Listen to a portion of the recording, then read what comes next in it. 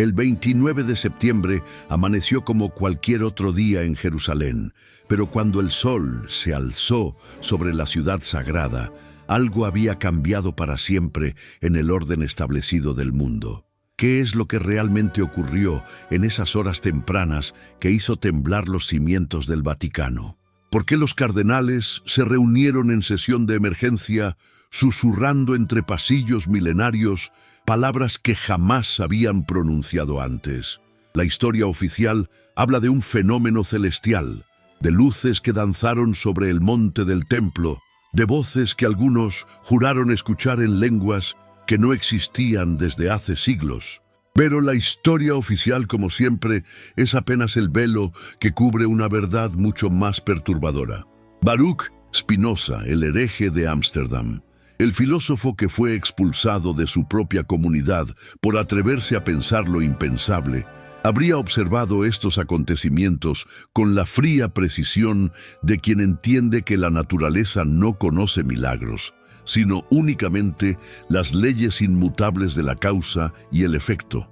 ¿No es acaso paradójico que quienes predican la omnipotencia divina tiemblen ante cualquier manifestación que escape a su comprensión?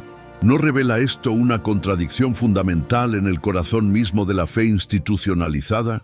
El acontecimiento del 29 de septiembre no puede entenderse sin comprender primero la mecánica del poder eclesiástico.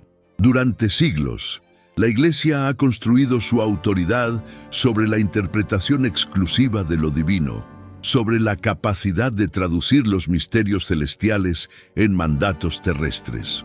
Cada fenómeno inexplicable se convierte en una oportunidad para reforzar esta narrativa, para recordar a los fieles que solo a través de la institución pueden acceder a la verdad revelada. Pero, ¿qué sucede cuando un fenómeno desafía no solo la comprensión, sino la propia capacidad de la Iglesia para controlarlo? Spinoza nos enseñó que Dios y la naturaleza son una sola sustancia, que no existe separación entre lo divino y lo natural, que todo cuanto acontece en el universo responde a leyes necesarias e inmutables. Desde esta perspectiva, lo ocurrido el 29 de septiembre en Jerusalén no puede ser ni milagro ni castigo, sino simplemente una manifestación más de la infinita productividad de la realidad. ¿Por qué entonces la reacción del Vaticano fue tan diferente? ¿Por qué el silencio inicial, seguido de declaraciones contradictorias, después rectificaciones, y finalmente esa extraña mezcla de temor y fascinación que caracterizó todas las comunicaciones oficiales? La respuesta no se encuentra en los cielos de Jerusalén, sino en los despachos de Roma. El 29 de septiembre marcó el momento en que la Iglesia se enfrentó a algo que no podía ni negar ni apropiarse completamente. Los testimonios de los primeros observadores describían un fenómeno de una belleza tan abrumadora y al mismo tiempo tan aterrorizante que escapaba a cualquier categoría teológica establecida. No era exactamente un milagro, porque no sanaba ni consolaba. No era exactamente una aparición, porque no transmitía mensaje alguno. No era exactamente una señal apocalíptica, porque no anunciaba destrucción. Era simplemente algo que era, en toda su desnuda realidad, sin necesidad de justificación o interpretación. Y no es precisamente esto lo que más teme el poder religioso. La posibilidad de que lo divino se manifieste sin mediación, sin necesidad de sacerdotes que lo traduzcan, sin templos que lo contengan, sin dogmas que lo expliquen. Spinoza comprendió que la verdadera blasfemia no consiste en negar a Dios, sino en pretender encerrarlo en conceptos humanos, en reducir el infinito a las dimensiones de nuestras instituciones finitas. Los primeros reportes llegaron desde diferentes puntos de la ciudad. Un anciano rabino que caminaba hacia el muro de los lamentos describió una luz que no provenía del sol ni de fuente artificial alguna, sino que parecía emanar de la propia estructura de la realidad. Un sacerdote ortodoxo griego habló de un sonido que no era música ni voz, sino algo anterior al lenguaje mismo. Un imán en oración matutina relató una sensación de presencia que trascendía todas las categorías religiosas que conocía.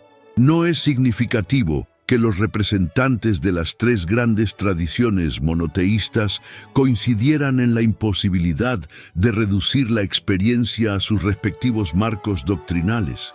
Pero la reacción más reveladora fue la del Vaticano. En las primeras horas, el silencio. Después, declaraciones cautelosas que hablaban de fenómenos naturales bajo investigación. Más tarde, referencias veladas a signos de los tiempos que requieren discernimiento espiritual. Finalmente, esa extraña mezcla de reconocimiento y apropiación que caracteriza a las instituciones cuando se enfrentan a aquello que no pueden controlar, pero tampoco pueden ignorar. ¿Qué revelan estas vacilaciones? ¿No evidencian acaso la fragilidad de un sistema que ha construido su poder sobre la capacidad de interpretar lo divino según sus propios términos? Spinoza habría visto en estas contradicciones la confirmación de su crítica más profunda, que las religiones organizadas, lejos de acercar al ser humano a Dios, lo alejan de él al interponer entre la conciencia y lo divino una compleja maquinaria de mediaciones interesadas.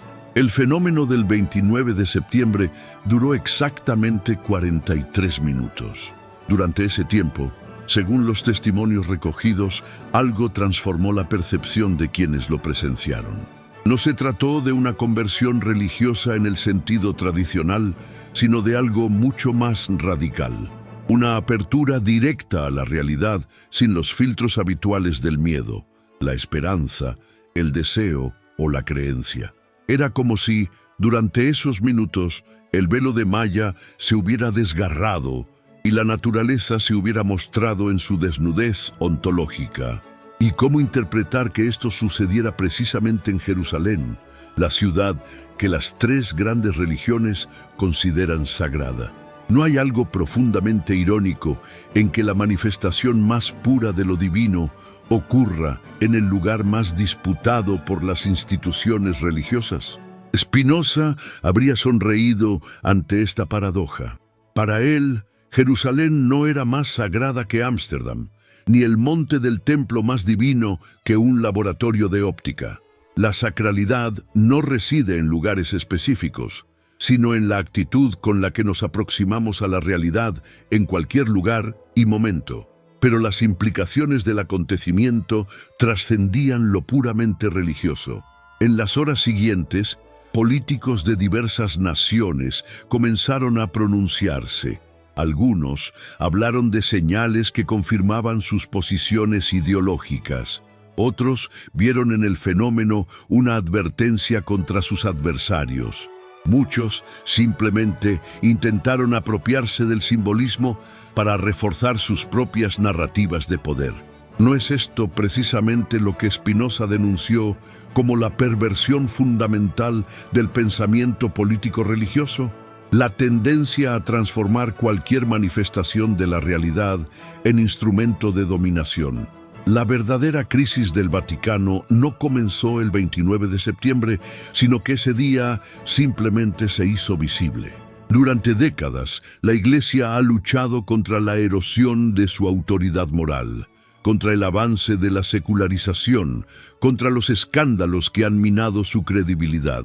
Pero más profundamente, ha luchado contra algo que no puede nombrar sin destruirse a sí misma: la posibilidad de que lo divino no necesite de su mediación para manifestarse en el mundo. ¿Qué significa que Dios, si existe, pueda revelarse directamente a la conciencia humana sin necesidad de sacramentos, dogmas o instituciones? ¿Qué implica que la experiencia espiritual más auténtica pueda ocurrir fuera de los templos, al margen de los rituales establecidos, sin la supervisión de los especialistas en lo sagrado? Para Spinoza, esto no era una amenaza, sino una liberación. Para las instituciones religiosas, representa la posibilidad del colapso de todo su sistema de poder. Los días siguientes al 29 de septiembre fueron testigos de una oleada de peregrinaciones hacia Jerusalén sin precedentes en la historia moderna. Pero no se trataba de peregrinos tradicionales, movidos por la devoción religiosa convencional. Llegaban científicos, filósofos, artistas, escépticos, ateos declarados, todos atraídos por algo que no sabían nombrar, pero que los convocaba con una fuerza irresistible.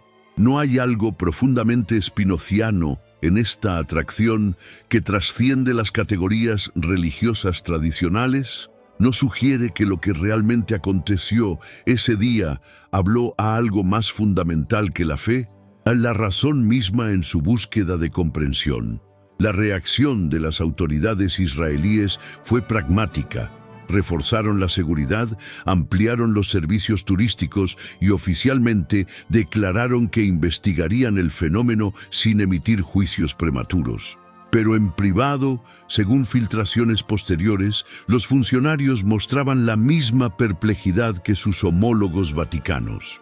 Aquí había algo que escapaba a todas las categorías conocidas, algo que no se podía ni explotar políticamente ni ignorar completamente. ¿Y qué decir de los testimonios de quienes estuvieron presentes?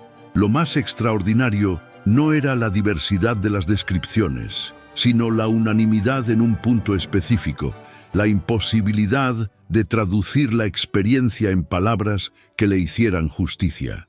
Todos coincidían en que algo fundamental había cambiado en su percepción de la realidad, pero ninguno podía explicar exactamente qué.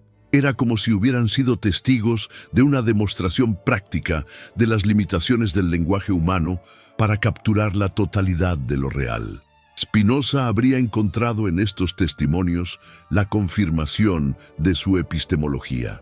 El conocimiento más elevado, según su filosofía, no puede expresarse adecuadamente en conceptos, sino que debe ser experimentado directamente por la razón intuitiva.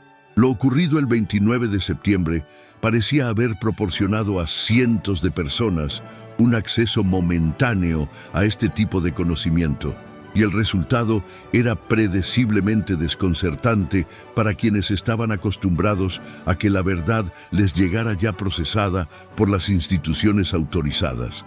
Pero la crisis del Vaticano no se limitó a la dificultad para interpretar el fenómeno. Algo más profundo estaba en juego.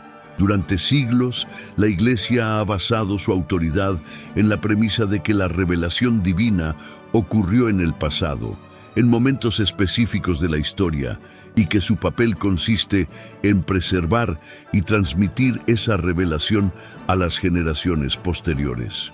¿Qué significaba entonces que algo inequívocamente divino, o al menos inequívocamente trascendente, hubiera ocurrido en el presente, fuera de los canales institucionales, sin mediación sacerdotal?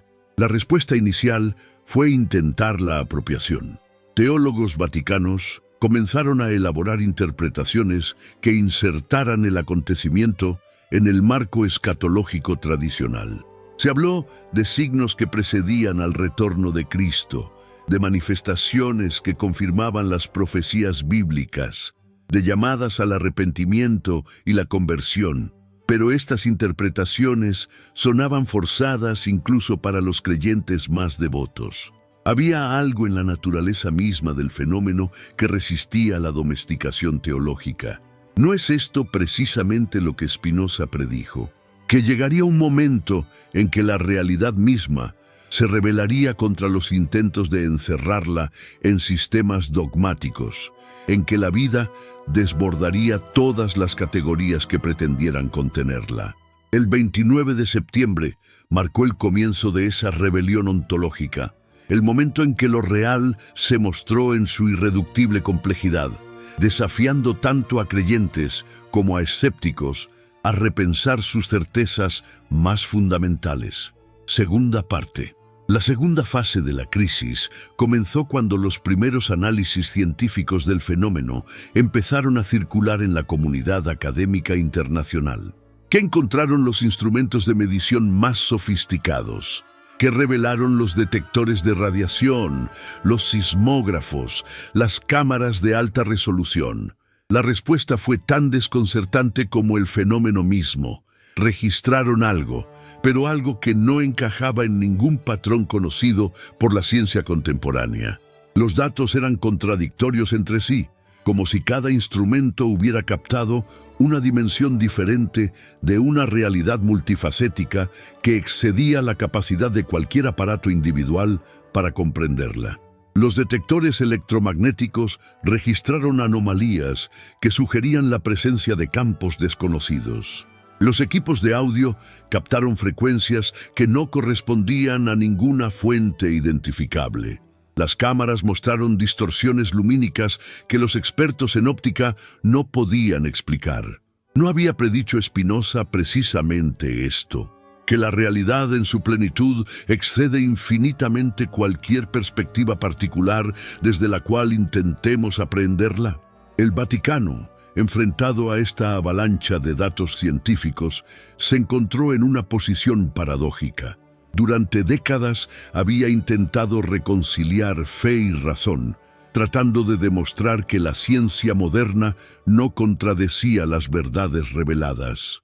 Pero ahora se enfrentaba a un fenómeno que la ciencia no podía explicar completamente, y sin embargo tampoco podía ser reducido a las categorías teológicas tradicionales. ¿Cómo interpretar esta situación desde una perspectiva institucional que había invertido siglos en construir un sistema coherente de creencias?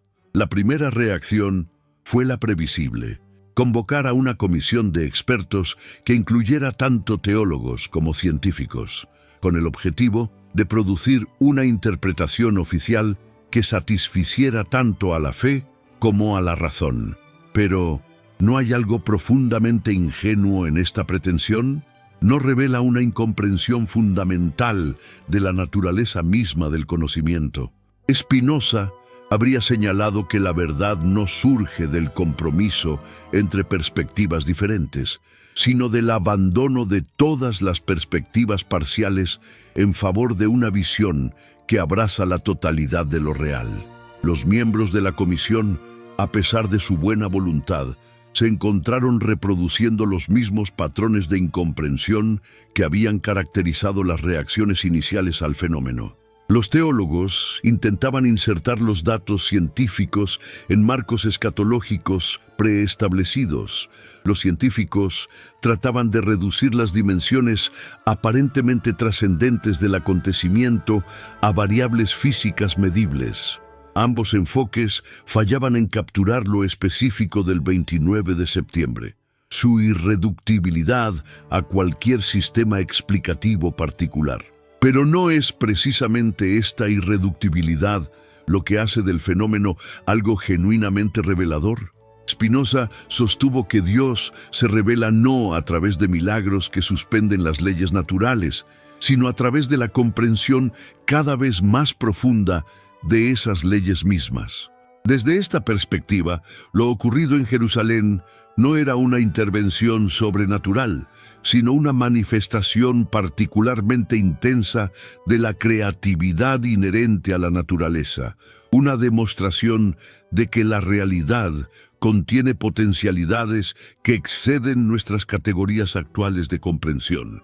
Mientras tanto, las peregrinaciones a Jerusalén continuaban intensificándose.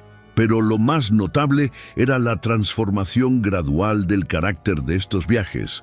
Los primeros peregrinos habían llegado movidos por motivaciones religiosas tradicionales: buscar milagros, obtener bendiciones, participar en lo sagrado. Sin embargo, a medida que pasaban las semanas, comenzaron a llegar personas con intenciones muy diferentes. Filósofos que buscaban comprender la naturaleza de la experiencia trascendente, científicos que querían estudiar los efectos del fenómeno en la conciencia humana, artistas que intuían en el acontecimiento una fuente de inspiración inédita. ¿No sugiere esta diversificación de motivaciones que el 29 de septiembre había tocado algo más universal que la fe religiosa específica? ¿No indicaba que había despertado una curiosidad que trascendía las divisiones tradicionales entre creyentes y escépticos, entre espíritu científico y búsqueda espiritual? Spinoza habría visto en esta convergencia la confirmación de su intuición más profunda, que la verdad atrae a la razón humana independientemente de los marcos conceptuales particulares desde los cuales se aproxime a ella. El Vaticano, observando esta evolución, comenzó a percibir una amenaza diferente y más sutil que las que había enfrentado anteriormente. No se trataba simplemente de que su interpretación del fenómeno fuera cuestionada, sino de que el propio fenómeno parecía generar un tipo de experiencia espiritual que no requería mediación institucional. Los testimonios de los peregrinos no religiosos describían transformaciones de conciencia tan profundas como las reportadas por los creyentes tradicionales, pero utilizando un vocabulario completamente diferente. ¿Qué significaba esto para una institución cuya razón de ser consiste en mediar entre lo divino y lo humano? ¿Cómo interpretar que la experiencia más auténticamente espiritual fuera precisamente aquella que prescindía de los conceptos, rituales e interpretaciones que la Iglesia había desarrollado durante milenios? La respuesta no podía ser más que una crisis de identidad institucional sin precedentes en la historia moderna del catolicismo. Los documentos internos del Vaticano que fueron filtrados meses después revelaban el alcance de esta crisis. Cardenales que habían dedicado décadas al estudio de la teología se confesaban incapaces de integrar el fenómeno de Jerusalén en sus sistemas de pensamiento. Teólogos de renombre mundial admitían que sus categorías conceptuales se revelaban inadecuadas ante la evidencia empírica. Filósofos católicos reconocían que quizás fuera necesario repensar desde sus fundamentos la relación entre fe y razón. Pero la crisis más profunda no era intelectual, sino existencial. ¿Qué significa dedicar la vida al servicio de una institución que pretende ser el único camino hacia lo divino, cuando lo divino se manifiesta prescindiendo de esa institución? ¿Cómo sostener la autoridad de una tradición milenaria cuando la realidad misma parece contradecir sus premisas fundamentales? Estas preguntas no admitían respuestas fáciles, y su sola formulación amenazaba con desestabilizar el orden jerárquico sobre el cual se asienta todo el sistema eclesiástico. Spinoza habría comprendido perfectamente esta crisis. Su propia expulsión de la comunidad judía de Ámsterdam había sido motivada por cuestionamientos similares a los que ahora enfrentaba la Iglesia Católica. Cuando la razón se emancipa de las limitaciones que le imponen las instituciones religiosas, cuando la búsqueda de la verdad se libera de la necesidad de conformarse a dogmas preestablecidos, el resultado inevitable es una transformación radical de la comprensión tanto de Dios como del mundo. Pero ¿cuál era exactamente la naturaleza de esta transformación? Los testimonios de quienes habían experimentado directamente el fenómeno del 29 de septiembre ofrecían pistas fascinantes. Describían una disolución momentánea de la separación habitual entre sujeto y objeto, entre el yo y el mundo, entre lo humano y lo divino. No se trataba de una fusión mística en el sentido tradicional, sino de algo más radical. El reconocimiento de que esa separación había sido siempre una ilusión generada por las limitaciones de la percepción ordinaria. ¿No es esto exactamente lo que Spinoza llamó conocimiento intuitivo? El tipo de comprensión que no procede por conceptos y deducciones, sino por una aprehensión directa de las conexiones esenciales que constituyen la realidad. Según su filosofía, este conocimiento produce automáticamente lo que él denominó amor intelectual de Dios, una forma de beatitud que surge naturalmente cuando la mente humana se alinea con el orden eterno del universo. Los efectos a largo plazo del fenómeno comenzaron a manifestarse en las semanas siguientes. Quienes habían estado presentes el 29 de septiembre reportaban cambios duraderos en su percepción de la realidad. Hablaban de una serenidad que no dependía de circunstancias externas, de una claridad mental que les permitía ver a través de las ilusiones que anteriormente los habían atormentado, de una compasión espontánea que surgía del reconocimiento de la unidad fundamental de toda existencia. Estos reportes fueron inicialmente recibidos con escepticismo, tanto por las autoridades religiosas como por la comunidad científica. No podrían ser simplemente efectos psicológicos temporales, productos de la sugestión colectiva o de la expectativa de transformación. Pero a medida que pasaban los meses y los efectos persistían, incluso se intensificaban, se volvía cada vez más difícil mantener estas explicaciones reductivistas. El Vaticano se encontró entonces ante un dilema sin precedentes. Por un lado, no podía negar la realidad de las transformaciones espirituales que estaban ocurriendo. Eran demasiado evidentes, demasiado coherentes, demasiado documentadas. Por otro lado, no podía apropiarse de ellas sin admitir implícitamente que la mediación institucional no era necesaria para el desarrollo espiritual auténtico. ¿Cómo resolver esta paradoja sin destruir los fundamentos mismos sobre los cuales se asienta la autoridad eclesiástica? La respuesta fue un nuevo tipo de silencio, más sofisticado que el inicial. En lugar de negar o ignorar el fenómeno, la Iglesia comenzó a hablar de él en términos tan generales y abstractos que perdía toda especificidad. Se convirtió en una manifestación de la gracia divina, en un recordatorio de los misterios insondables de Dios, en una invitación al discernimiento espiritual.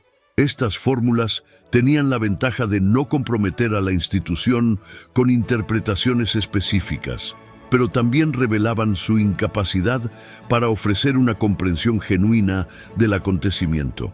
¿No hay algo profundamente trágico en esta situación?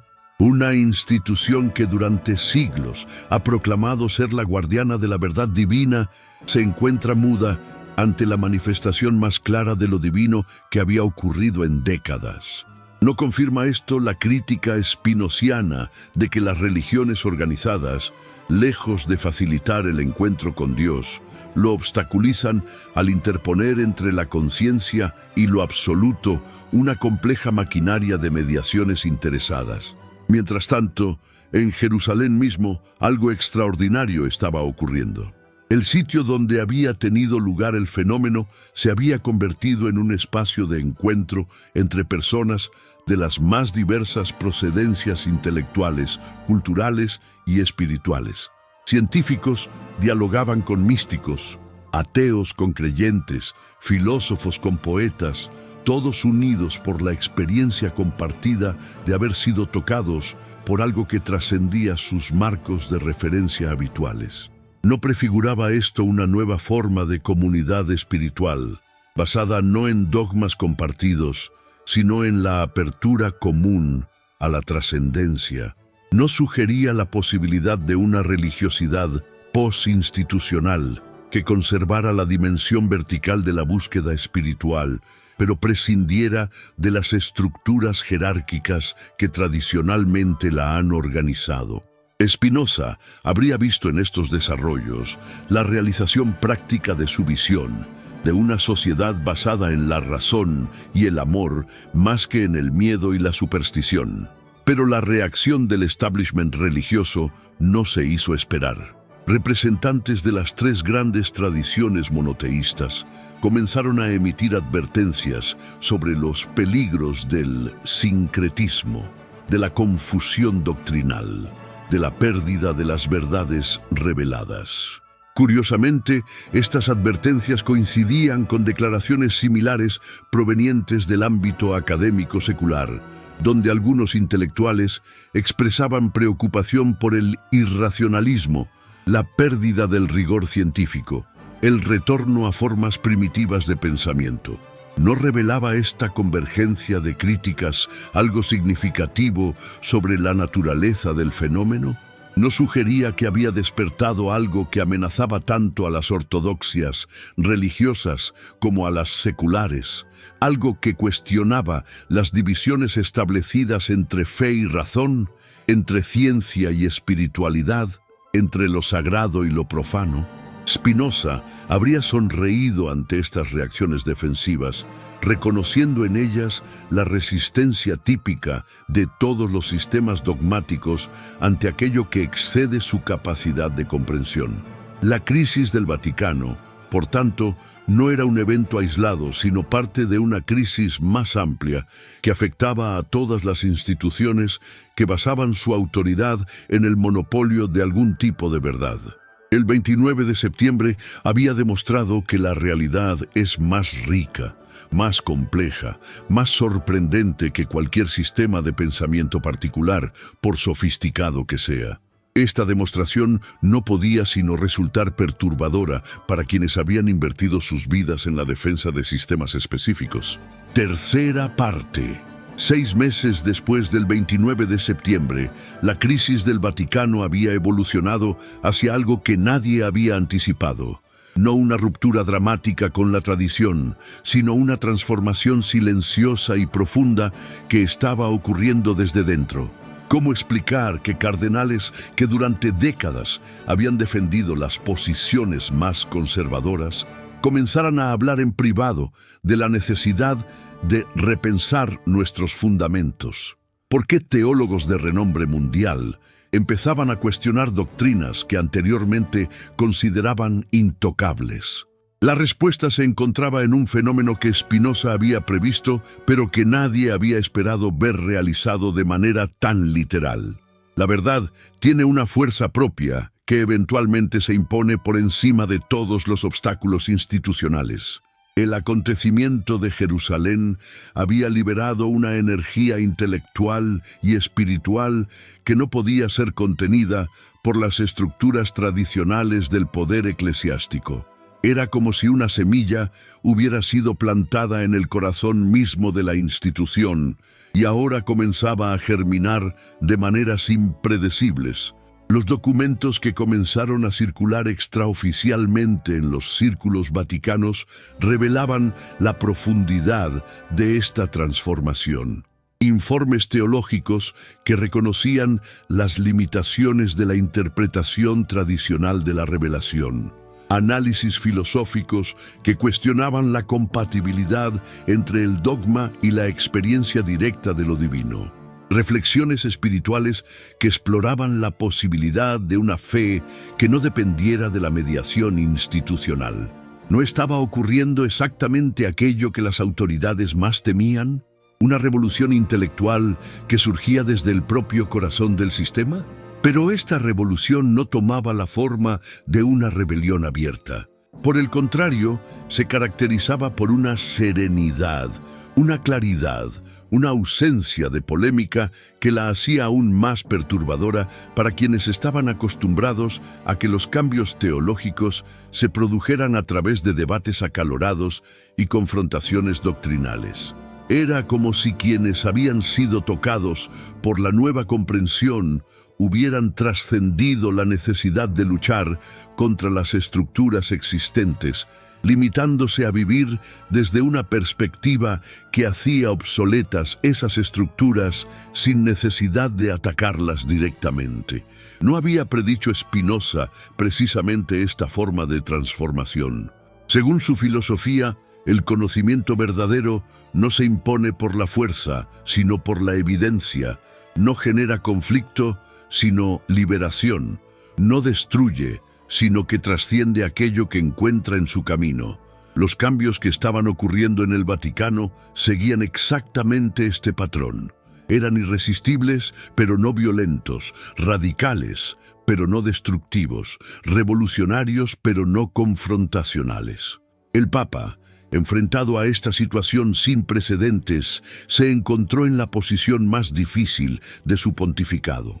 Por un lado, no podía ignorar las evidencias de que algo fundamental había cambiado en la comprensión que muchos de sus colaboradores tenían de la fe. Por otro lado, cualquier reconocimiento oficial de estos cambios implicaría cuestionar doctrinas que durante siglos habían sido consideradas inmutables. ¿Cómo navegar entre la fidelidad a la tradición y la apertura a una verdad que parecía trascender esa tradición? La solución que finalmente adoptó fue característica de la sabiduría política que había distinguido su pontificado. En lugar de pronunciarse oficialmente sobre el fenómeno de Jerusalén, comenzó a incorporar gradualmente en sus homilías y documentos oficiales conceptos y perspectivas que reflejaban la nueva comprensión, pero sin hacer referencia explícita a su origen. Habló de la necesidad de una hermenéutica de la experiencia que complementara la hermenéutica tradicional de los textos. Enfatizó la importancia de la razón espiritual como fuente de comprensión teológica. Sugirió que quizás fuera tiempo de reconocer que el Espíritu sopla donde quiere, incluso fuera de los canales institucionales establecidos. ¿No había algo profundamente espinociano en esta estrategia? En lugar de enfrentarse directamente a las estructuras dogmáticas existentes, el Papa estaba introduciendo elementos que gradualmente transformarían esas estructuras desde dentro. Era una revolución por infiltración más que por confrontación. Un cambio que se producía no a través de decretos oficiales, sino mediante la gradual modificación de la conciencia colectiva de la Iglesia. Pero los efectos del 29 de septiembre no se limitaban al ámbito religioso. En el mundo académico, el fenómeno había desencadenado una crisis epistémica que estaba transformando disciplinas enteras. Físicos teóricos comenzaron a desarrollar modelos que incorporaban dimensiones de la realidad que la ciencia tradicional había considerado inexistentes. Neurocientíficos descubrieron patrones de actividad cerebral que sugerían capacidades de la conciencia humana que excedían todo lo que la psicología convencional había documentado. Filósofos de la ciencia empezaron a cuestionar los fundamentos materialistas que durante siglos habían definido el método científico. ¿No estaba ocurriendo aquí también lo que Spinoza había previsto? Que eventualmente la realidad se rebelaría contra todos los intentos de reducirla a sistemas explicativos parciales, forzando tanto a la religión como a la ciencia a reconocer sus limitaciones y a abrirse a formas más comprensivas de comprensión. El 29 de septiembre había sido el catalizador de esta rebelión ontológica, el momento en que la naturaleza misma había demostrado que era infinitamente más rica y compleja que cualquier teoría particular sobre ella. En Jerusalén, mientras tanto, algo aún más extraordinario estaba ocurriendo. El sitio del fenómeno se había convertido en un laboratorio viviente de nuevas formas de comunidad humana. Personas de todas las procedencias continuaban llegando, pero ya no como turistas o peregrinos tradicionales, sino como participantes en un experimento colectivo de transformación de la conciencia. Se habían establecido círculos de diálogo donde científicos y místicos exploraban juntos las implicaciones del acontecimiento. Habían surgido comunidades de práctica donde se experimentaba con formas de vida inspiradas en la nueva comprensión de la realidad. ¿No prefiguraba esto la sociedad que Spinoza había imaginado en su filosofía política? Una comunidad basada no en el miedo o la superstición, sino en la comprensión compartida de las leyes que gobiernan tanto la naturaleza como la sociedad humana. Una forma de organización social que potenciara las capacidades de cada individuo al mismo tiempo que fortalecía la cohesión del conjunto. Un tipo de convivencia que trascendiera las divisiones tradicionales entre lo sagrado y lo secular, entre lo individual y lo colectivo, entre lo racional y lo espiritual. Los gobiernos observaban estos desarrollos con una mezcla de fascinación y preocupación. ¿Qué implicaciones tenían para el orden político establecido? ¿Cómo interpretar que miles de personas de todas las nacionalidades comenzaran a organizarse espontáneamente según principios que no correspondían a ninguna ideología política conocida? ¿No representaba esto una amenaza potencial para las estructuras de poder tradicionales? Pero al mismo tiempo era imposible caracterizar estos movimientos como subversivos en el sentido convencional. No promovían la violencia, no desafiaban directamente a las autoridades, no buscaban el poder político tradicional. Su subversión era de un tipo completamente diferente. Consistía simplemente en vivir según una comprensión de la realidad que hacía irrelevantes muchas de las categorías sobre las cuales se basaba el orden social existente. Era una revolución por trascendencia más que por confrontación. Spinoza había previsto exactamente este tipo de transformación. Según su filosofía, el cambio social más profundo no se produce a través de la lucha política, sino a través de la elevación del nivel de comprensión de los individuos que componen la sociedad. Cuando suficientes personas alcanzan una perspectiva más amplia sobre la naturaleza y la condición humana, las estructuras sociales se transforman naturalmente para acomodar esta nueva conciencia. A medida que se aproximaba el primer aniversario del 29 de septiembre, se volvía claro que el mundo había entrado en una fase de transición civilizacional sin precedentes. No se trataba de una crisis en el sentido tradicional, con ganadores y perdedores, sino de una metamorfosis que estaba afectando simultáneamente a todas las dimensiones de la experiencia humana: la científica, la religiosa, la política, la artística, la económica. ¿Y cuál era el papel del Vaticano en esta transformación? Paradójicamente, la institución que inicialmente había percibido el fenómeno como una amenaza, comenzaba a emerger como uno de sus beneficiarios más inesperados. La crisis había obligado a la Iglesia a redescubrir dimensiones de su propia tradición que habían sido oscurecidas por siglos de institucionalización. Místicos como Meister Eckhart, Juan de la Cruz y Teresa de Ávila comenzaron a ser leídos con ojos nuevos. Teólogos como Teilhard de Chardin, que habían sido marginados por su visión demasiado amplia de lo divino, empezaron a ser rehabilitados. Filósofos cristianos como Nicolás de Cusa, que habían intuido la infinitud de Dios siglos antes que Spinoza, recuperaron relevancia.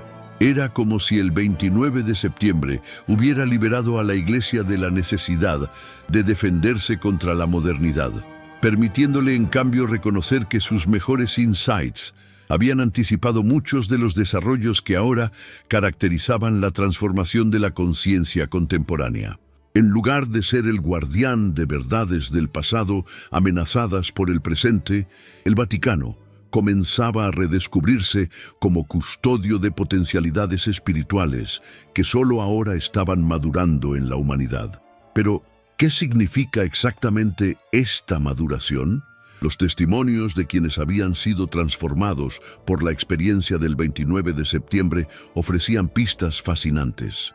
Describían una forma de conciencia que integraba sin conflicto dimensiones de la experiencia que tradicionalmente habían sido consideradas incompatibles: razón e intuición, análisis y síntesis, individualidad y universalidad, inmanencia y trascendencia, tiempo y eternidad. Todas estas polaridades, aparentemente irreconciliables, se revelaban como aspectos complementarios de una realidad más comprensiva. ¿No es esto exactamente lo que Spinoza había llamado la perspectiva subspecie aeternitatis? La capacidad de ver las cosas desde el punto de vista de la eternidad, reconociendo simultáneamente su particularidad temporal y su significado universal. Según su filosofía, esta perspectiva no se alcanza mediante la renuncia al mundo, sino a través de la comprensión cada vez más profunda de las conexiones que constituyen el mundo. A medida que esta comprensión se extendía, comenzaban a emerger nuevas formas de arte, nuevos enfoques científicos, nuevos modelos económicos, nuevas prácticas educativas, todas caracterizadas por la integración de dimensiones que previamente habían sido mantenidas en compartimientos separados. Era como si la humanidad estuviera aprendiendo a pensar y actuar desde una perspectiva más holística, más acorde con la complejidad real del universo en el que existe. El Vaticano, observando estos desarrollos, se encontró ante una oportunidad histórica. En lugar de resistir una transformación que de todos modos era irreversible, podía abrazar su papel como facilitador de una espiritualidad que trascendiera las divisiones confesionales sin negar las tradiciones particulares. Podía convertirse en un espacio donde la sabiduría acumulada durante milenios de búsqueda espiritual se pusiera al servicio de la evolución de la conciencia humana. ¿No había intuido esto el Papa cuando, en su homilía del primer aniversario del 29 de septiembre, habló de la Iglesia como servidora de la humanidad en su búsqueda de lo divino, más que como custodia exclusiva de la verdad revelada? ¿No sugería esta formulación un cambio radical en la autocomprensión institucional, una apertura a formas de colaboración interreligiosa e incluso post-religiosa que habrían sido impensables antes del fenómeno de Jerusalén? Al concluir este primer año después del acontecimiento que cambió para siempre la historia de la conciencia humana, se volvía claro que el 29 de septiembre no había marcado el fin del mundo en el sentido apocalíptico tradicional, sino el fin de un mundo. El mundo de las separaciones absolutas entre fe y razón, entre ciencia y espiritualidad, entre tradiciones religiosas diferentes, entre lo sagrado y lo secular. En su lugar estaba emergiendo un mundo más integrado, más consciente de su propia complejidad, más capaz de abrazar paradojas sin resolver prematuramente las tensiones creativas que generan. Spinoza habría reconocido en esta transformación la realización de su visión más audaz, una humanidad que finalmente aprende a vivir según la razón, pero una razón que incluye y trasciende tanto la racionalidad analítica como la intuición espiritual. Una civilización que finalmente comprende que Deus sive natura, Dios o la naturaleza, no son dos realidades diferentes, sino dos nombres para la misma infinita creatividad que se expresa tanto en las leyes físicas como en las aspiraciones más elevadas del espíritu humano. ¿Y qué decir de la crisis del Vaticano que había desencadenado todo este proceso? Al final se reveló como algo muy diferente de lo que inicialmente había parecido. No fue la crisis de una institución amenazada por fuerzas externas, sino la crisis de crecimiento de una tradición que finalmente encontraba el coraje para realizar sus potencialidades más profundas. El 29 de septiembre no había destruido la fe, sino que había liberado la fe de las limitaciones que la habían aprisionado durante siglos. En las palabras que el Papa pronunció en su última homilía del año, quizás se encuentre la mejor síntesis de lo que realmente había ocurrido. Hemos aprendido que Dios es más grande que nuestras concepciones de Dios, que la verdad es más amplia que nuestras formulaciones de la verdad, que el amor es más profundo que nuestras expresiones del amor. El 29 de septiembre nos recordó que nuestro papel no es poseer lo divino, sino ser poseídos por Él. No es definir el misterio, sino ser transformados por Él. En esta humildad encontramos nuestra verdadera grandeza. En esta apertura descubrimos nuestra auténtica autoridad. No resonaban en estas palabras los ecos de la intuición más profunda de Spinoza. que la beatitud no consiste en controlar la realidad, sino en alinearse con ella, que la sabiduría no reside en imponer nuestras categorías al mundo, sino en permitir que el mundo transforme nuestras categorías, que la verdadera libertad surge no del dominio sobre las fuerzas que nos rodean, sino de la comprensión amorosa de nuestra participación en el orden eterno del cual formamos parte. El 29 de septiembre había terminado, pero su significado apenas comenzaba a desplegarse. En los años venideros, la humanidad tendría que aprender a vivir con las implicaciones de lo que había descubierto sobre sí misma ese día en Jerusalén. ¿Sería capaz de integrar esta nueva comprensión sin perder lo mejor de sus tradiciones? ¿Podría construir instituciones que sirvieran a la evolución de la conciencia, sin convertirse en obstáculos para esa evolución? ¿Encontraría formas de organización social que potenciaran tanto la realización individual como la armonía colectiva? Estas preguntas no admitían respuestas fáciles, pero al menos ahora la humanidad sabía que eran las preguntas correctas. El 29 de septiembre había terminado con una época de certezas falsas y había inaugurado una era de búsquedas auténticas. En lugar del consuelo de las respuestas definitivas, ofrecía la aventura de una interrogación que se profundizaba constantemente. En lugar de la seguridad de las verdades poseídas, proporcionaba la excitación de las verdades que se desplegaban infinitamente. Spinoza habría sonreído ante esta conclusión. Para él, la perfección no consistía en alcanzar un estado final de conocimiento, sino en participar cada vez más plenamente en el proceso infinito de la comprensión. El 29 de septiembre no había sido una llegada, sino una partida, no un punto final, sino un nuevo comienzo, y quizás eso era exactamente lo que la humanidad necesitaba.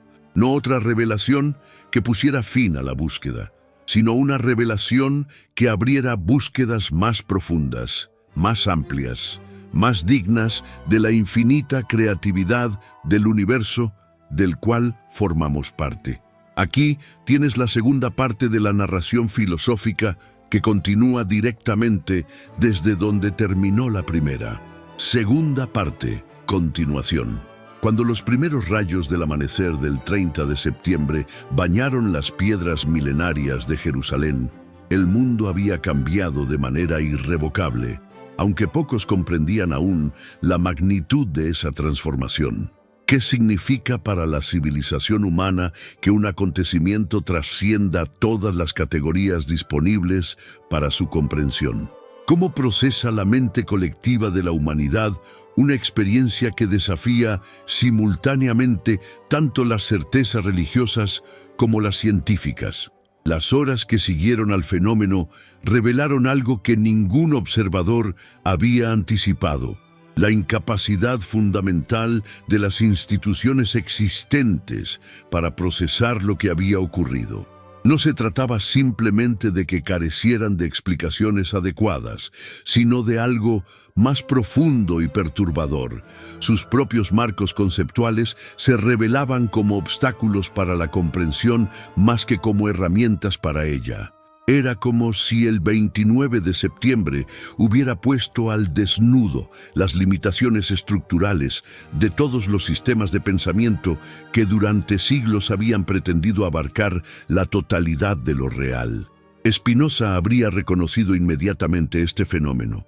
Su crítica de las religiones organizadas se basaba precisamente en el reconocimiento de que las instituciones tienden a fosilizar la experiencia espiritual original, convirtiendo intuiciones vivas en dogmas muertos, transformando el dinamismo de la búsqueda en la rigidez de las respuestas definitivas.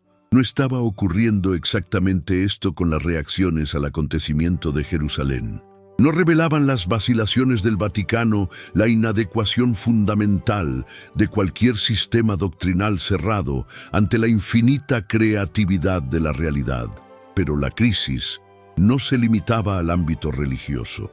En los laboratorios de física teórica de las universidades más prestigiosas del mundo Científicos que habían dedicado décadas al estudio de los fundamentos de la realidad se encontraban ante datos que no encajaban en ningún paradigma establecido. Los instrumentos más sofisticados habían registrado anomalías que sugerían la presencia de dimensiones de la existencia completamente desconocidas para la ciencia contemporánea. Cómo interpretar mediciones que parecían indicar que la conciencia y la materia estaban interactuando de maneras que la física clásica consideraba imposibles. La respuesta inicial de la comunidad científica fue previsiblemente conservadora: cuestionar la validez de las mediciones, buscar errores en los instrumentos, proponer explicaciones alternativas que preservaran los paradigmas existentes. Pero, ¿qué hacer cuando las anomalías persistían, cuando se reproducían en laboratorios independientes, cuando incluso los científicos más escépticos comenzaban a admitir que algo genuinamente inexplicable había ocurrido? Aquí se revelaba una paradoja fascinante que Spinoza habría apreciado profundamente. La ciencia, que había construido su autoridad sobre la base de su apertura a la evidencia empírica, se encontraba resistiendo evidencia empírica que desafiaba sus fundamentos.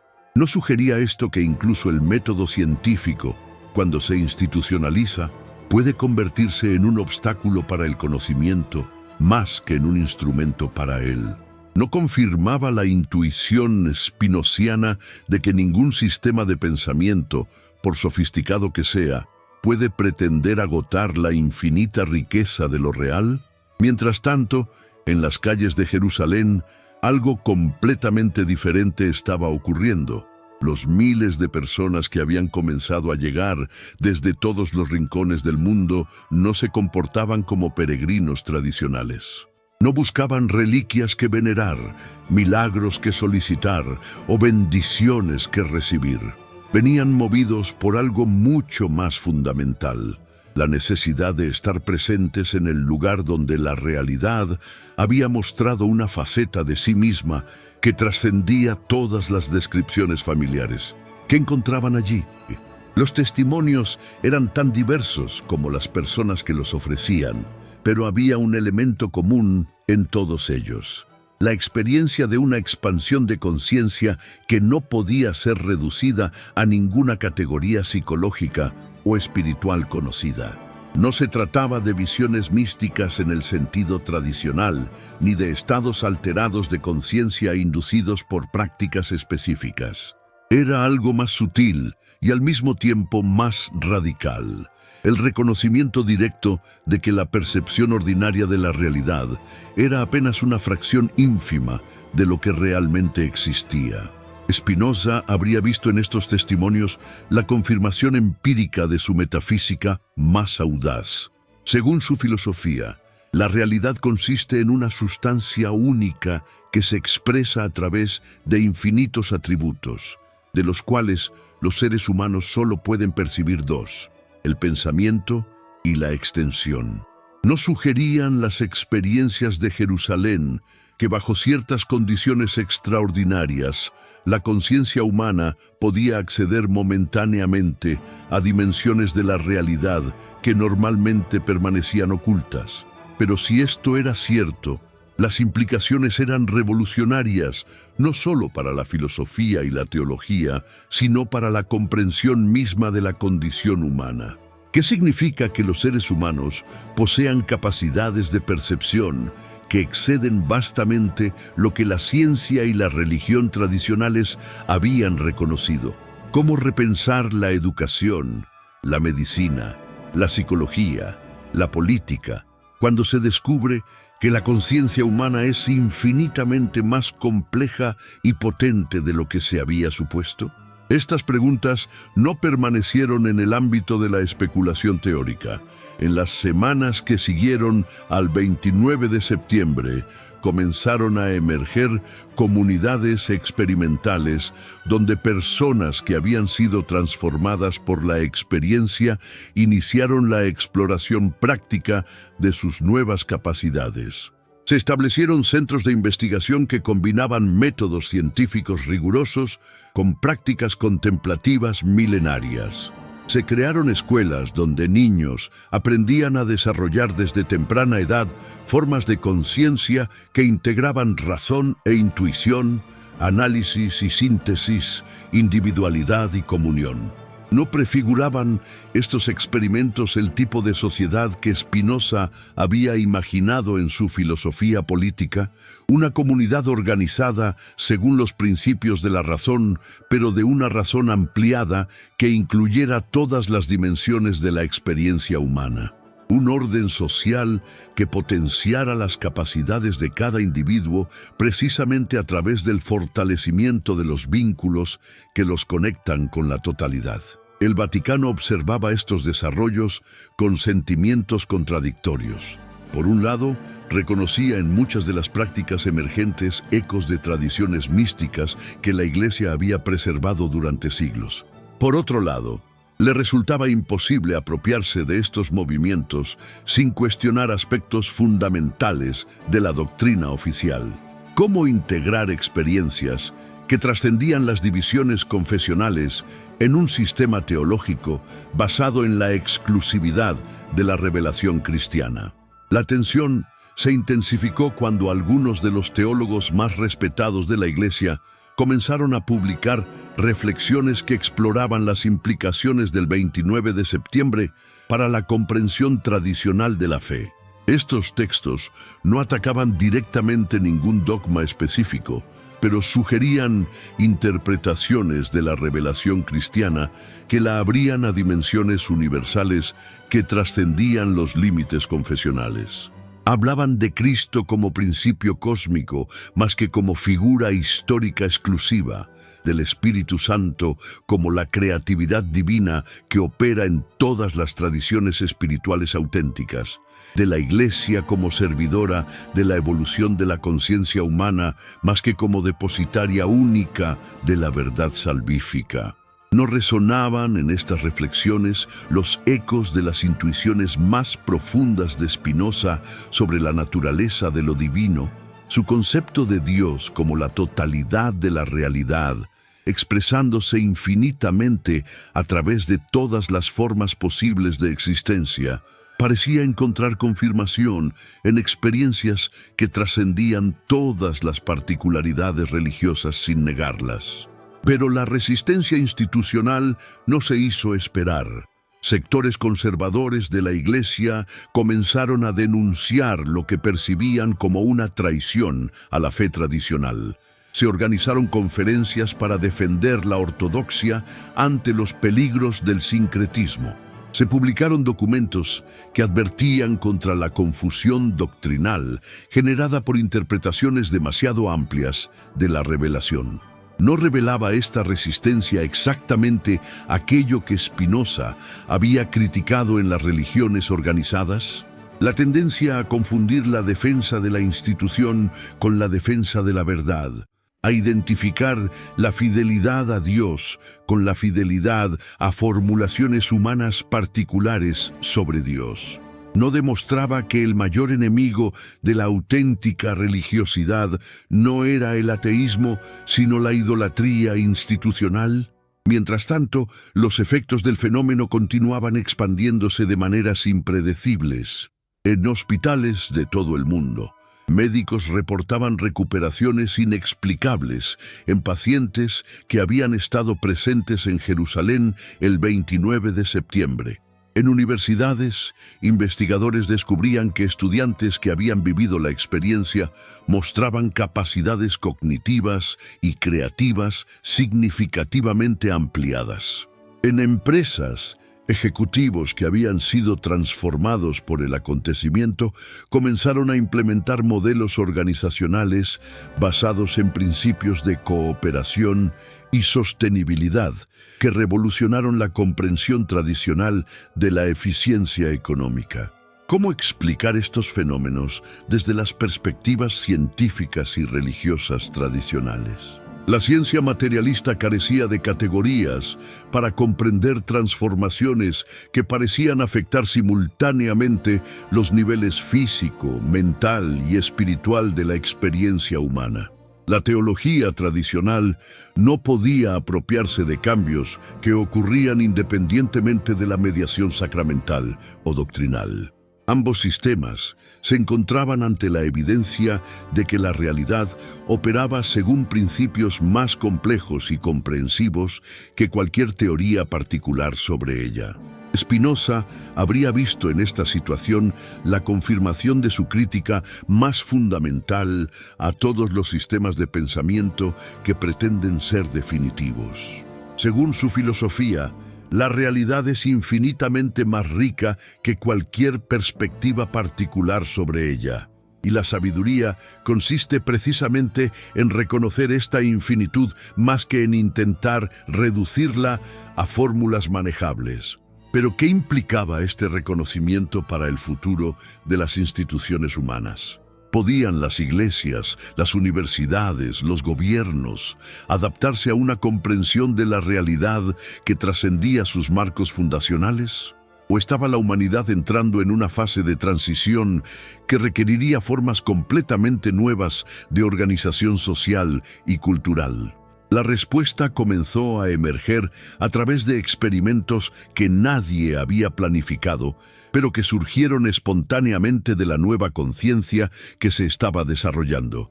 En lugar de intentar reformar las instituciones existentes, grupos de personas transformadas por el 29 de septiembre comenzaron a crear nuevas formas de comunidad que operaban según principios diferentes.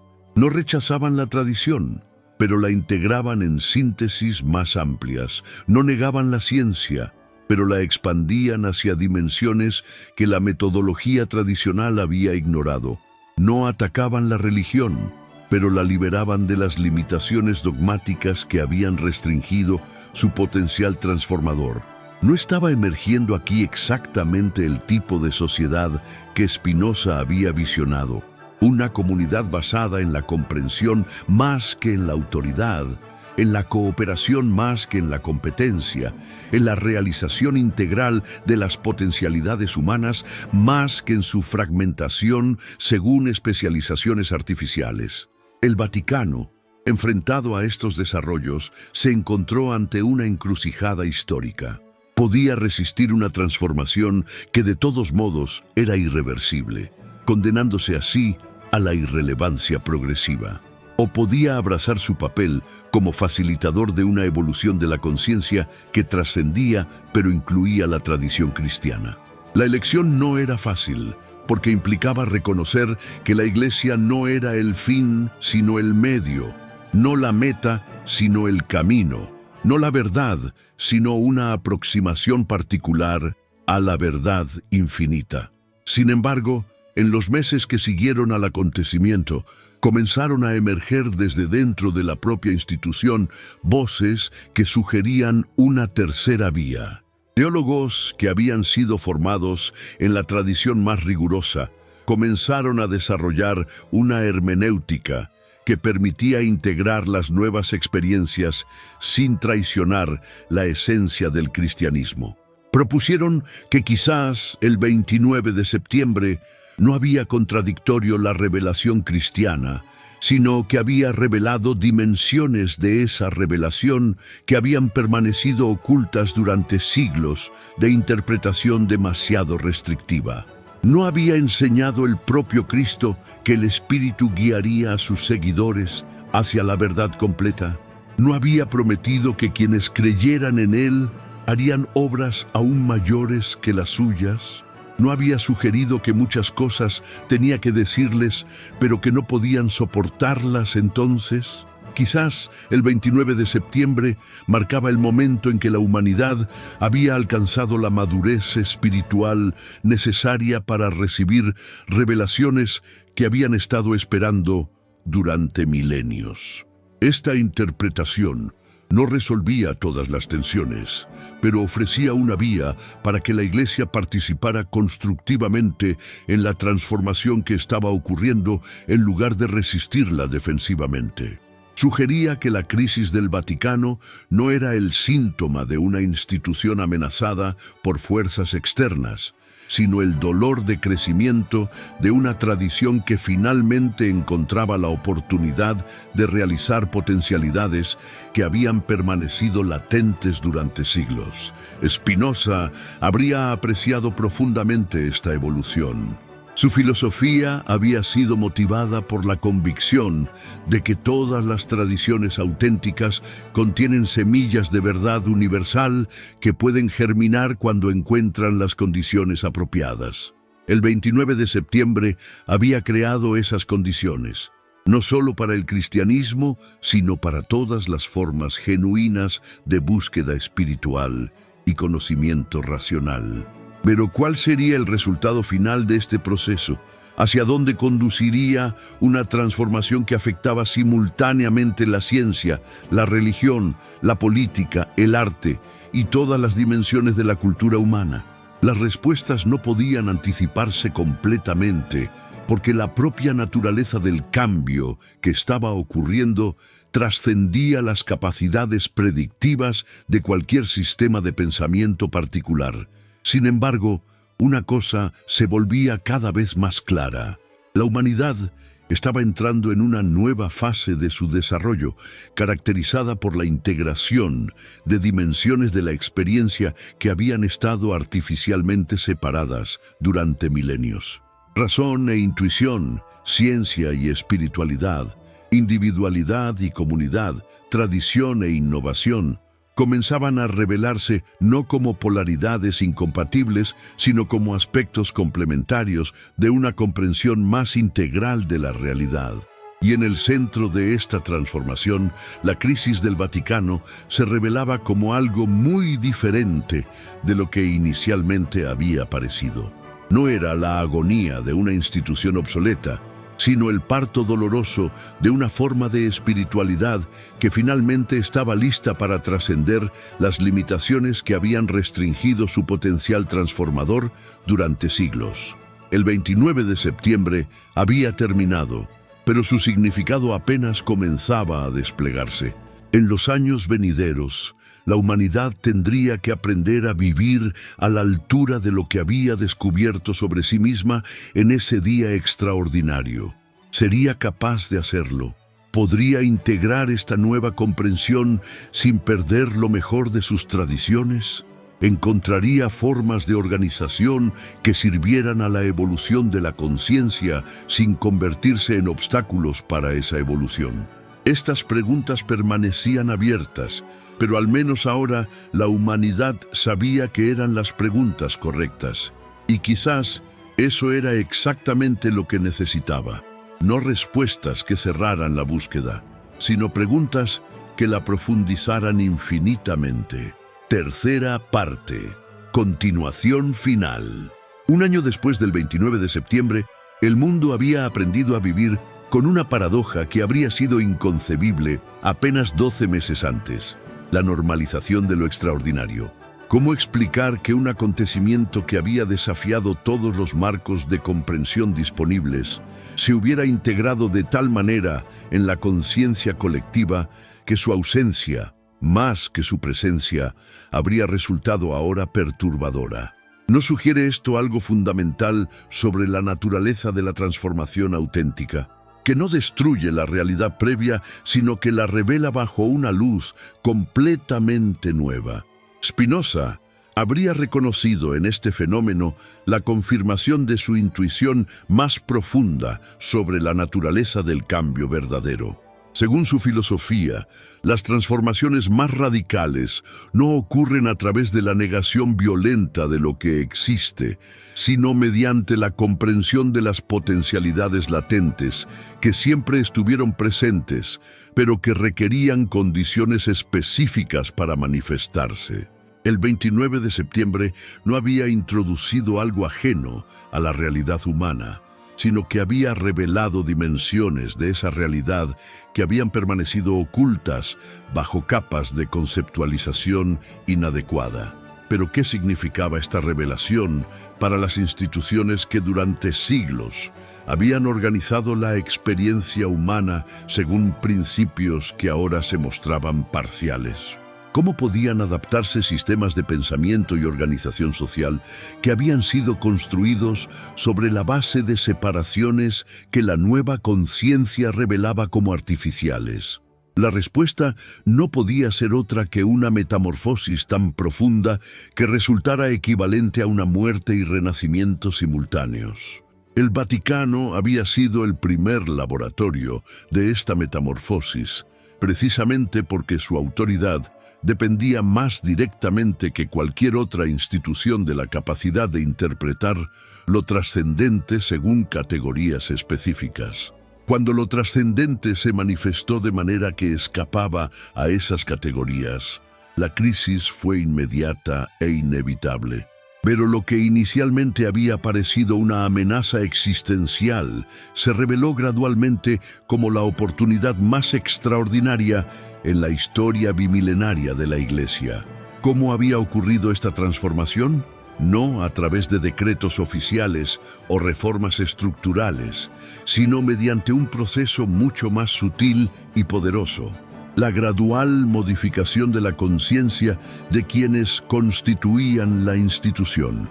Cardenales que habían dedicado décadas a la defensa de la ortodoxia comenzaron a experimentar directamente realidades que trascendían las formulaciones dogmáticas tradicionales. Teólogos, formados en las más rigurosas tradiciones académicas, se encontraron desarrollando conceptos que integraban dimensiones de la experiencia que la teología clásica había mantenido en compartimientos separados. Spinoza habría sonreído ante esta ironía. La institución que lo había condenado por hereje estaba redescubriendo, a través de la experiencia directa, las mismas verdades que él había alcanzado mediante la pura reflexión racional. Dios no como un ser separado del mundo que interviene ocasionalmente en la historia, sino como la realidad misma en su infinita creatividad. La salvación no como escape de la condición humana, sino como realización plena de las potencialidades inherentes a esa condición. La revelación no como información comunicada desde afuera, sino como despertar de capacidades de comprensión que siempre habían estado presentes en la conciencia humana. Pero la transformación no se limitaba al ámbito religioso. En los centros de investigación científica más avanzados del mundo, físicos teóricos trabajaban en modelos que intentaban integrar las anomalías registradas el 29 de septiembre en frameworks teóricos comprehensivos. Lo que estaba emergiendo era una nueva comprensión de la relación entre conciencia y materia que trascendía tanto el dualismo tradicional como el materialismo reductivo.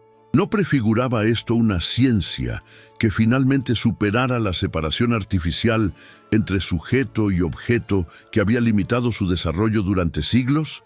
Neurocientíficos documentaban cambios estructurales en los cerebros de quienes habían vivido la experiencia de Jerusalén.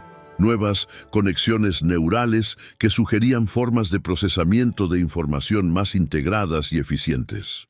Psicólogos desarrollaban modelos de la mente humana que incluían dimensiones de la conciencia que la psicología académica tradicional había ignorado o negado. Sociólogos observaban la emergencia de formas de organización comunitaria que combinaban autonomía individual con cohesión colectiva de maneras que las teorías políticas clásicas habían considerado imposibles.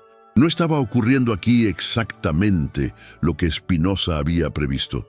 Una convergencia gradual de todas las formas auténticas de conocimiento hacia una comprensión unificada de la realidad que incluyera tanto sus dimensiones materiales como espirituales, tanto sus aspectos individuales como colectivos, tanto su estructura necesaria como su creatividad libre.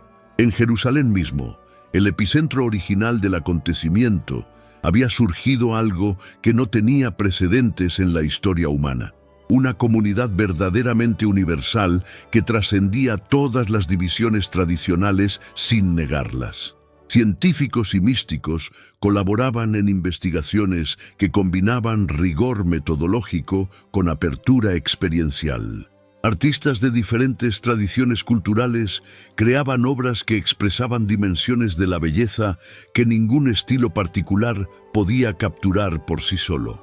Filósofos de escuelas aparentemente incompatibles descubrían terrenos comunes en niveles de comprensión más profundos que sus diferencias conceptuales. ¿No constituía esto una prefiguración de la sociedad ideal que Spinoza había imaginado en su filosofía política? Una comunidad organizada según los principios de la razón, pero de una razón ampliada que incluyera todas las capacidades de la conciencia humana. Un orden social que potenciara las capacidades de cada individuo precisamente a través del fortalecimiento de los vínculos que los conectan con la totalidad. Pero quizás el aspecto más extraordinario de esta transformación era su carácter silencioso y orgánico. No había líderes carismáticos proclamando nuevas doctrinas, ni movimientos organizados promoviendo cambios específicos. La transformación ocurría desde dentro, a través de la modificación gradual de la conciencia de millones de individuos que simplemente comenzaban a percibir y actuar desde una perspectiva más amplia e integrada. ¿No confirmaba esto la intuición más profunda de Spinoza sobre la naturaleza del cambio social auténtico?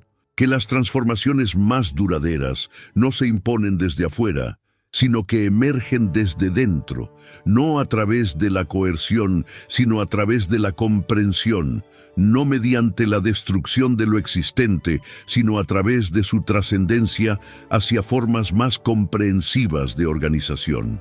El Papa, observando estos desarrollos desde la perspectiva única que le proporcionaba su posición al frente de una de las instituciones más antiguas de la humanidad, había llegado a una comprensión que habría sido impensable para cualquiera de sus predecesores. En su encíclica conmemorativa del primer aniversario del 29 de septiembre, escribió palabras que resonarían durante generaciones. Hemos aprendido que nuestro papel no es poseer la verdad, sino ser poseídos por ella, no definir a Dios, sino permitir que Dios se defina a través de nosotros, no controlar la revelación, sino ser transformados por ella. ¿No eran estas las mismas palabras que Spinoza habría podido escribir? La comprensión de que la verdadera grandeza humana no consiste en dominar la realidad, sino en alinearse con ella, de que la auténtica autoridad no surge del poder, sino de la sabiduría, de que la genuina libertad no se alcanza a través del control, sino a través de la comprensión amorosa de las leyes que gobiernan nuestra existencia. Pero la transformación más profunda no era visible en las instituciones o en las comunidades, sino en la conciencia de los individuos que habían sido tocados por la experiencia del 29 de septiembre. Reportaban una serenidad que no dependía de circunstancias externas, una claridad mental que les permitía ver a través de las ilusiones que anteriormente los habían atormentado. Una compasión espontánea que surgía del reconocimiento directo de la unidad fundamental de toda existencia.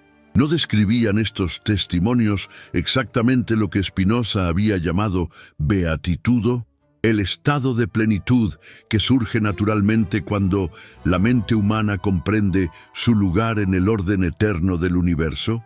No se trataba de una recompensa otorgada por alguna autoridad externa, sino de la consecuencia inevitable de una comprensión adecuada de la naturaleza de la realidad y del lugar que ocupamos en ella.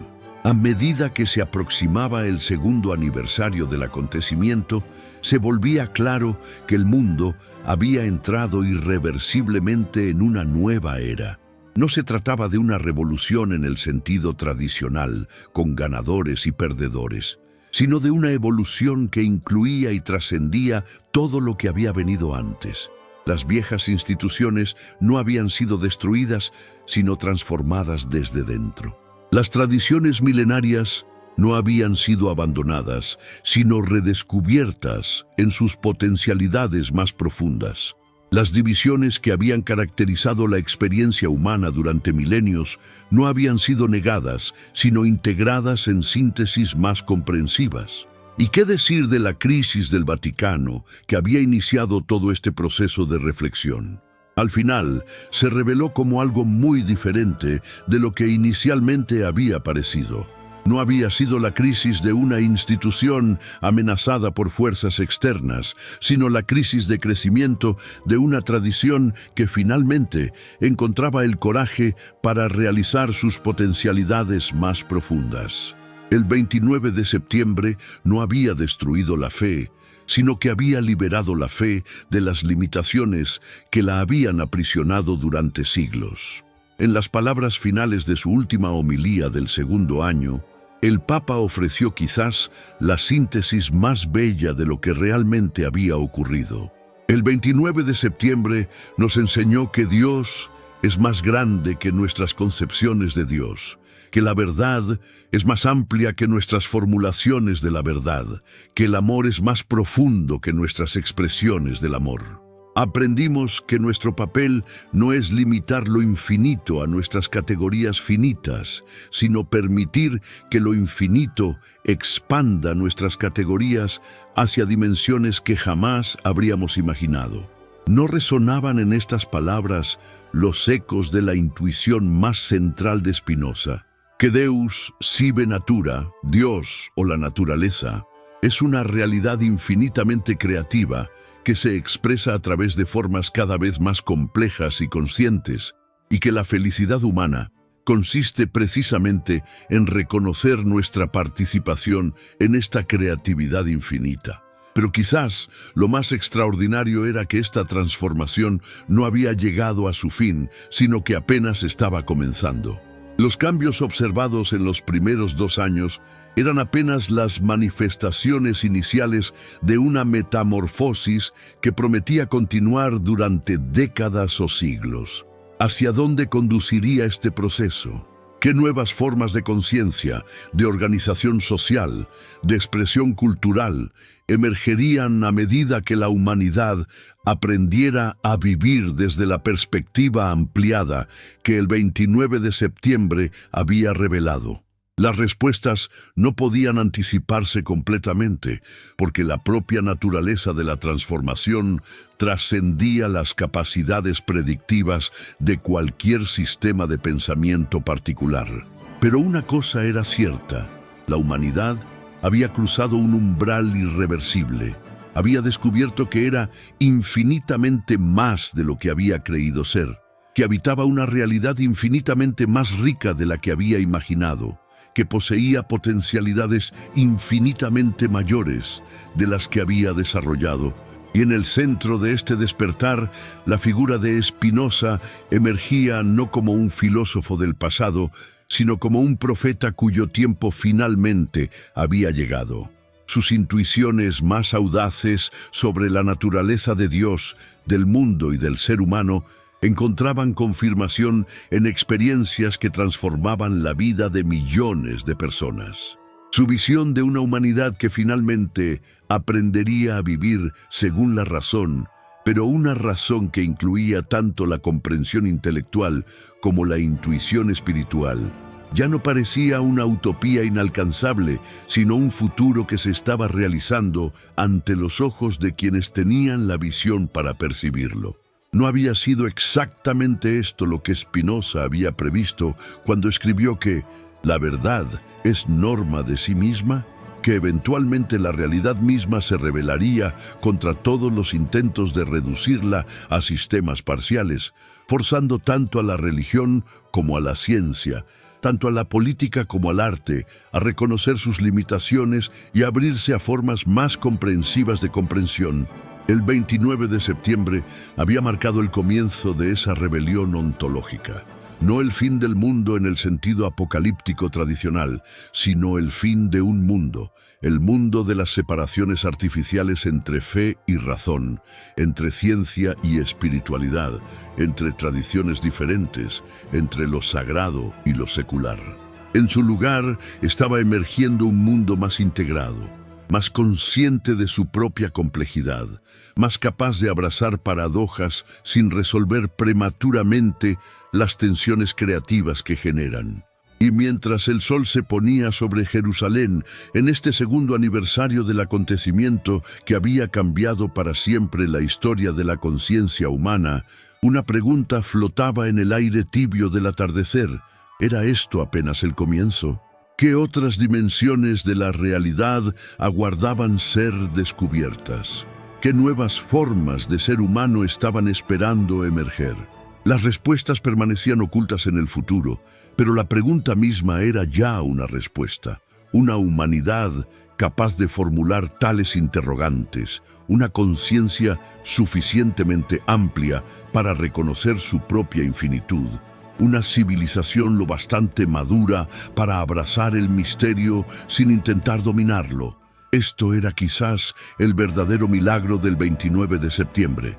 No un fenómeno sobrenatural que suspendía las leyes de la naturaleza, sino la revelación natural de leyes más profundas que siempre habían estado operando, pero que finalmente encontraban una conciencia capaz de reconocerlas. No una intervención divina desde afuera de la realidad, sino el despertar de la divinidad inherente a la realidad misma. Spinoza habría visto en este despertar la confirmación definitiva de su intuición más audaz, que no hay separación entre lo divino y lo natural, entre lo eterno y lo temporal, entre lo infinito y lo finito, que la beatitud consiste precisamente en reconocer que somos expresiones conscientes de la misma sustancia infinita que se manifiesta en todas las formas de existencia. Y mientras la noche descendía sobre la ciudad sagrada, una certeza se cristalizaba en la conciencia colectiva de la humanidad. El 29 de septiembre no había sido un final, sino un comienzo. No una respuesta, sino una pregunta. No una revelación completa, sino la primera palabra de una conversación infinita entre la conciencia humana y el misterio inexhaustible de la existencia. En esa certeza, paradójicamente, residía la única respuesta que la humanidad necesitaba, que las preguntas más profundas no requieren respuestas, sino que abren espacios donde la vida puede desplegarse en formas cada vez más creativas, más conscientes, más amorosas. El Vaticano ya no estaba en crisis. Había aprendido que su verdadera autoridad no residía en poseer respuestas definitivas, sino en custodiar preguntas que mantienen viva la búsqueda. Y en esa custodia encontraba finalmente su auténtica vocación, no como guardián de verdades del pasado, sino como facilitador de verdades que estaban eternamente emergiendo en el presente. Spinoza había triunfado, pero de la manera más sutil posible. No a través de la refutación de sus adversarios, sino a través de su transformación. La realidad misma había demostrado que él tenía razón. Deus sive natura, Dios o la naturaleza eran efectivamente uno solo. Y en ese reconocimiento, la humanidad había encontrado finalmente el camino hacia la beatitud que el filósofo de Ámsterdam había vislumbrado 3 siglos antes. El 29 de septiembre había terminado para siempre, pero su significado acababa de comenzar a desplegarse.